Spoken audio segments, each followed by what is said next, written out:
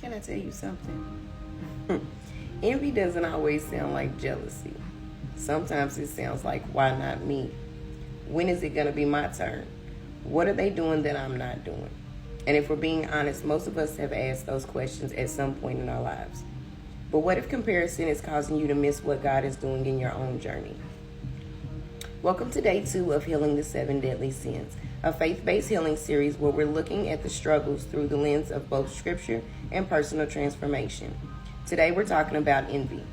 Envy is one of those things we don't like to admit, because envy isn't just wanting something. It's feeling trouble because someone else has it. Their relationship, their success, their opportunities, their platform, their blessings, their healing, their breakthrough. And social media has made comparison easier than ever. We're constantly seeing everyone's highlight reel while quietly questioning our own progress. But here's the healing truth. Comparison will always distort your perspective because you're comparing your behind the scenes to someone else's finished chapter. The Bible warns us about envy because it steals our peace. Proverbs chapter 14 verse 30 says, "A heart at peace gives life to the body, but envy rots the bones." Think about that. Envy doesn't hurt the person you're comparing yourself to. It hurts you. It drains your gratitude. It clouds your vision. It distracts you from your own purpose. And often underneath envy is something deeper, a wound, a fear, a disappointment. Sometimes envy reveals where we're struggling to trust God's timing.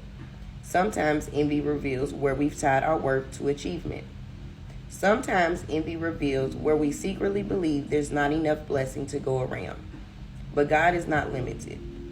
Someone else's breakthrough does not cancel yours. Someone else's blessing does not block yours.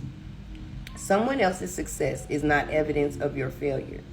The Bible tells us in Galatians chapter 6 verse 4, "Pay careful attention to your own work, for then you will get the satisfaction of a job well done." In other words, focus on your assignment. Focus on your growth. Focus on your journey. Because God is writing a story for you that doesn't require you to compete with anyone else. The opposite of envy isn't pretending you're happy all the time. The opposite of envy is trust. Trust that what God has for you is still for you. Trust that your timing has purpose. Trust that your path does not have to look like anyone else's. Today, I want you to sit with these questions. Where am I comparing my journey to someone else's? What blessing in my life have I overlooked because I've been focused on what I don't have? Do I truly trust God's timing for my life? Be honest with yourself. Awareness is where healing begins. Take a deep breath and repeat this with me. Today I release comparison. I release jealousy.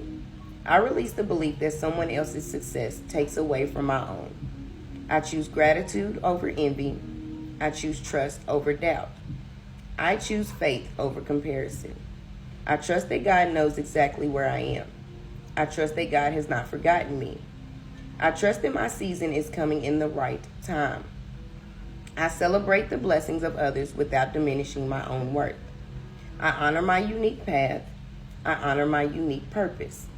I honor the pace of my healing and growth. What is meant for me cannot miss me.